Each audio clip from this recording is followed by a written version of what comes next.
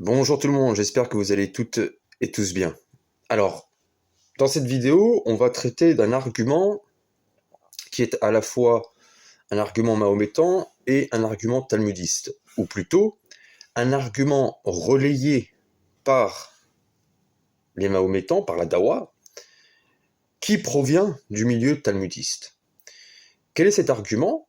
C'est tout simplement dans le cadre de vouloir remettre en cause le fait que le serviteur souffrant soit le Messie et donc soit Jésus. On va s'arrêter dans cette vidéo sur donc une objection qui consisterait à prouver que Jésus ne peut pas être le serviteur souffrant de Ésaïe 53.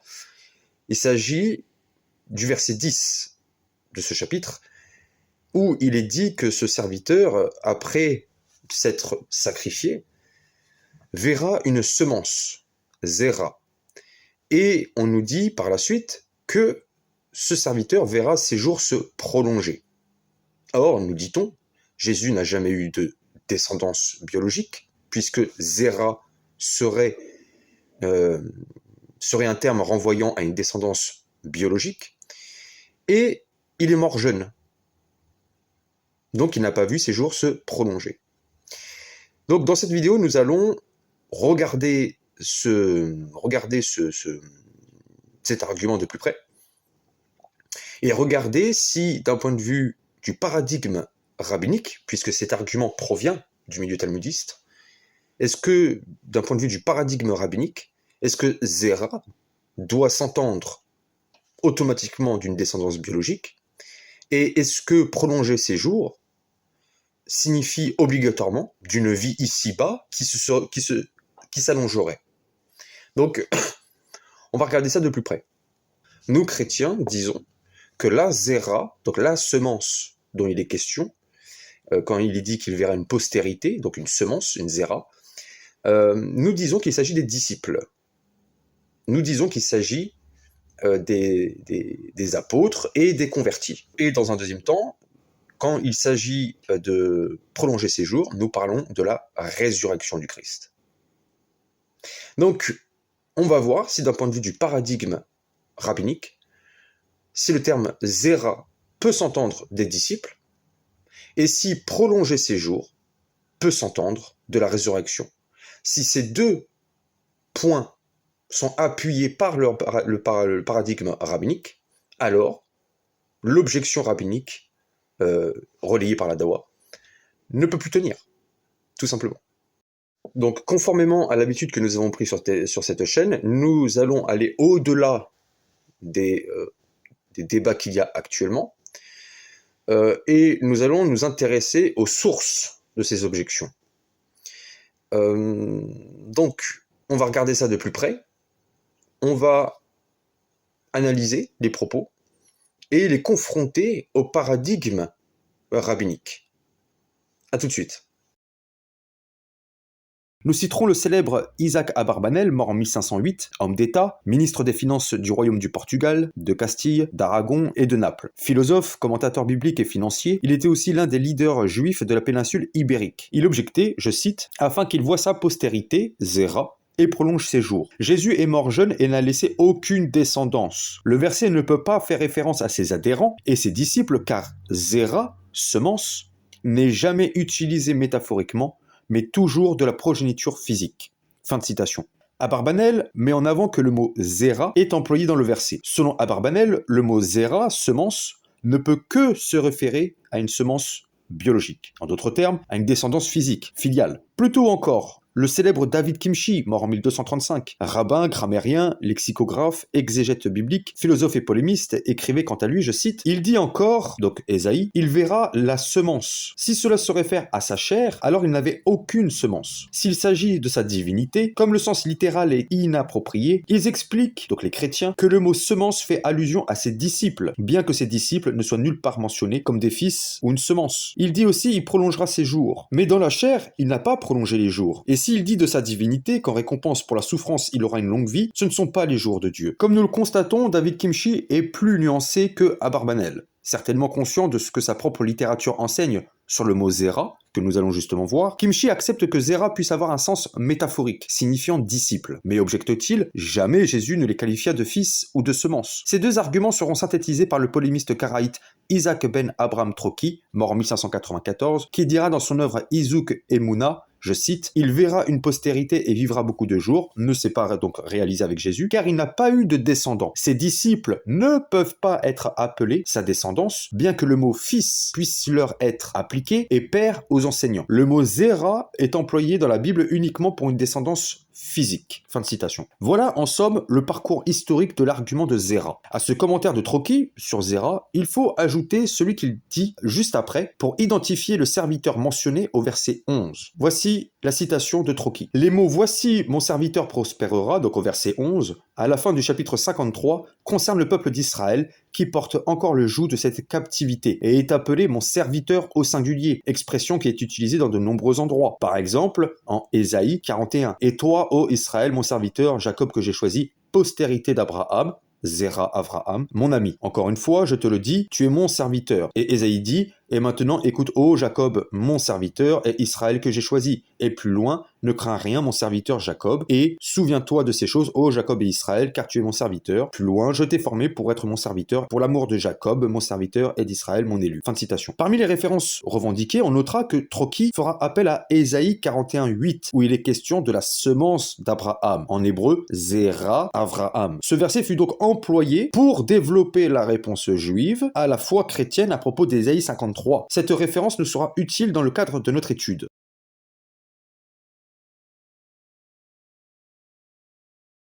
Nous allons aller justement sur Ésaïe 41:8, qui parle d'une référence commune aux chrétiens, aux talmudistes et aux mahométans, à savoir Abraham. Il est notoire qu'il est nommé le père des croyants. Rien que ce surnom met un terme au débat sur Ésaïe 53:10. En effet, ce surnom donné à Abraham se reflétera dans l'exégèse rabbinique. Ce qui a été traduit par race d'Abraham en Ésaïe 41:8 est, comme je l'ai déjà souligné, Zera Avraham. Nous avons donc là le mot revendiqué, Zera, et qui plus est rattaché à un homme, et pas n'importe lequel. Ce verset était également revendiqué par Isaac ben Abraham Troki pour justifier l'identification du serviteur d'Israël en Ésaïe 53. Regardons maintenant de plus près la littérature midrashique sur ce verset. Dans le midrash sur le livre des Nombres, le Bamidbar Rabbah, nous lisons « Aimés sont les prosélytes, car l'écriture en chaque endroit les compare à Israël, comme il est dit, mais toi Israël, mon serviteur Jacob, que j'ai choisi, la semence d'Abraham, la race d'Abraham. » Judas Jacob Slotsky commentera ce propos midrashique en affirmant, je cite, « L'expression semence d'Abraham, race d'Abraham, est prise par le midrash pour se référer aux prosélytes, car Abraham était lui-même un prosélyte. Les convertis sont donc la zéra d'Abraham. » La littérature midrashique continuera en ce sens. Dans le midrash Tanuma, nous lisons, je cite, « On raconte que le converti Onkelos demanda à l'un des anciens, comment le prosélyte peut-il être si précieux pour le saint béni soit-il, si, en échange de son dévouement, il est écrit simplement « Et il aime un étranger en lui donnant à manger et les vêtements » Deutéronome 10:18. Il répondit « Même notre patriarche Jacob n'attendait que cela du saint, béni soit-il. Si seulement Dieu me donnait de la nourriture à manger et des vêtements pour me vêtir. » Genèse 28:20. Nos sages ont déclaré « Le prosélyte est si cher que le saint, béni soit-il, a souligné son importance à travers les paroles du prophète, comme il est dit « Pourquoi serais-tu comme un étranger dans le pays » Jérémie 14:8. Le saint, béni soit-il, a déclaré « J'aime les prosélytes. » Et ces méchants hommes conspirèrent pour attaquer Abraham, le père de tous les prosélytes. Malheur à eux, car ils sont condamnés à succomber devant lui, comme il est écrit dans l'Écriture, et cela arriva au jour d'Amraphel. Pourquoi s'appelait-il Amraphel? Parce qu'il a ordonné à Abraham, tombe dans la fournaise ardente. Fin de citation. Abraham est nommé le père de tous les prosélytes. Les prosélytes sont donc sa semence, sa zéra, au sens où il est la source de la foi que ces prosélytes ont décidé d'embrasser. Nous avons, avec ces deux textes, la preuve flagrante que l'explication des polémistes a sciemment occulté cette définition du mot zéra. La zéra s'entend aussi du disciple. Gardons le même exemple qu'est Abraham. Dans les Pirkei Avot, un traité se trouvant dans le Talmud, 5:19, nous lisons « Quiconque possède les trois qualités suivantes est l'un des disciples de notre grand-père Abraham, mais avec trois autres caractéristiques appartient aux étudiants du méchant Balaam. Celui qui a un bon œil, bienveillant, un esprit déprimé, courbé, et une âme humble est l'un des disciples de notre père Abraham. En revanche, quiconque a un œil méchant, un esprit orgueilleux et Inam Oten est l'un des disciples du méchant Balaam. Quelle différence y a-t-il entre les disciples d'Abraham et ceux de Balaam? Les disciples d'Abraham mangent dans ce monde et héritent également dans l'au-delà, comme il est dit Proverbe 8:21, je distribuerai les biens à mes amis et je remplirai leurs trésors. Mais les disciples du méchant Balaam recevront l'enfer pour possession et sombreront dans le monde souterrain. Maïmonide commentera ce passage en disant une preuve du verset est maintenant apportée aux disciples d'Abraham, Proverbe 8:21, pour donner des biens à mes amis et remplir leurs trésors. Comme il est dit aussi, Ésaïe 41:8, la postérité d'Abraham, mon bien-aimé. Fin de citation. Maïmonide fait appel à Ésaïe 41:8 pour parler des disciples d'Abraham. Il les identifie à la Zéra d'Abraham, qui ont pour lien avec Abraham d'être qualifiés comme lui, amis de Dieu. Ils sont donc de la semence d'Abraham. Le Midrash sur le livre des Nombres, le Midrash Tanuma et Maïmonide réfutent donc l'explication de ces polémistes qui ne veulent voir dans Zéra qu'une descendance biologique. Cela concerne aussi les prosélytes et les disciples, ne leur en déplaise. Autre exemple, celui d'Akiva, le célèbre rabbin du IIe siècle qui discutera d'Ecclésiaste 11:6 où le mot Zéra est employé. Je cite le verset, « Dès le matin, sème ta semence, et le soir, ne laisse pas reposer ta main, car tu ne sais point ce qui réussira, ceci ou cela, ou si l'un et l'autre sont également bons. » Dans le Bereshit Rabbah 61:3, nous lisons, je cite, « Rabbi Ishmaël et Rabbi Akiva en ont discuté. » Donc de Ecclésiaste 11:6. Rabbi Ishmaël a dit « Si vous avez étudié la Torah dans votre jeunesse, étudiez-la dans votre vieillesse, car vous ne savez pas laquelle vous retiendrez, si ceci ou cela, ou si les deux seront également bons. » Rabbi Akiva a dit « Si vous avez élevé des disciples dans votre jeunesse, suscitez des disciples dans votre vieillesse, car vous ne savez pas ce que le Saint béni soit-il vous a destiné, que ce soit ceci ou cela, ou si les deux seront également bons. » Rabbi Akiva avait 12 000 disciples de Gaba à Antipatris, et tous moururent à la même époque. Pourquoi? Parce qu'ils se regardaient à contre-cœur. Finalement, il éleva 7 disciples, Rabbi Meir, Rabbi Juda, Rabbi Yosé, Rabbi Siméon, Rabbi Éléazar ben Shamoua, Rabbi Yohanan le cordonnier et Rabbi Eliezer ben Jacob. D'autres disent Rabbi Yuda, Rabbi Néhémie, Rabbi Meir, Rabbi Yossé, Rabbi Simon ben Yohai et Rabbi Hanina ben Akinai et Rabbi Yohanan le cordonnier. Il dit, mes fils, les précédents sont morts uniquement parce qu'ils s'en voulaient de la connaissance de la Torah. Veuillez à ne pas agir ainsi. Ils se levèrent donc et remplirent de Torah tout Eretz Israël. Fin de citation. Akiva interprète la Zéra d'Ecclésiaste 11:6 comme faisant référence à ses disciples, qu'il qualifiera comme ses fils. Akiva se serait-il trompé lui aussi? Cette approche d'Ecclésiaste 11:6 par Akiva se retrouva dans bien d'autres textes. Nous le retrouvons dans le Talmud de Babylone, traité Yebamot 62b, dans les Havot de Rabbi Nathan, dans le Midrash Tanuma, ou encore dans le Kohelet Rabbah. Rashi reprendra cette explication d'Akiva pour commenter Ecclésiaste 11:6. Ces textes et commentaires témoignent que l'objection talmudiste n'est pas sérieuse du tout. Maintenant, regardons les choses relatives au Messie. Maïmonide écrira dans sa Mishneh Torah, dans la section des lois du repentir, au chapitre 9, paragraphe 2, car à cette époque donc messianique, la connaissance, la sagesse et la vérité s'accroîtront, ainsi qu'il est dit, la terre sera remplie de la connaissance de Dieu. Et il est dit, ils n'auront plus besoin ni les uns ni les autres de s'instruire mutuellement. Et encore, j'enlèverai le cœur de pierre de votre sein. Car ce roi, donc le roi Messie, qui se lèvera de la postérité de David, sera plus sage que le roi Salomon et un grand prophète proche de Moïse notre maître. Aussi enseignera-t-il à tout le peuple et lui montrera le chemin de Dieu. Et tous les peuples viendront l'écouter. Comme il est écrit, il arrivera à la fin des temps que la montagne de la maison du Seigneur sera affermie sur la cime des montagnes. Fin de citation. Maïmonide dit que le Messie enseignera non seulement à Israël, mais aussi aux nations. Narmanide dira aussi que, je cite, le Messie convertira beaucoup de nations, ce qui n'est pas sans rappeler les paroles du Christ. En Matthieu 28, 19, 20, allez, faites de toutes les nations des disciples, les baptisant au nom du Père, du Fils et du Saint-Esprit, et enseignez-leur à observer tout ce que je vous ai prescrit. Et voici, je suis avec vous tous les jours jusqu'à la fin du monde. Au regard de tout ce que nous venons de voir, il est clair que le Messie aura bel et bien une zéra, une semence de disciples. Au regard de ces données, comment peuvent-ils, d'un point de vue intellectuel, dire que zéra ne peut pas se référer aux disciples? Cela s'appelle tout bonnement une fraude intellectuelle. Finalement, il ne reste que l'objection de Kimchi, lequel avait affirmé que jamais Jésus n'a désigné ses disciples comme ses fils ou semences. Kimchi ne semble pas avoir lu Jean 14,18, où Jésus dit « Je vous ne laisserai pas orphelins, je viendrai à vous ». En déclarant cela, Jésus définit sa relation avec ses disciples comme celle d'un père avec ses fils. Maintenant, intéressons-nous à la prochaine objection, à savoir que Jésus n'aurait pas prolongé ses jours.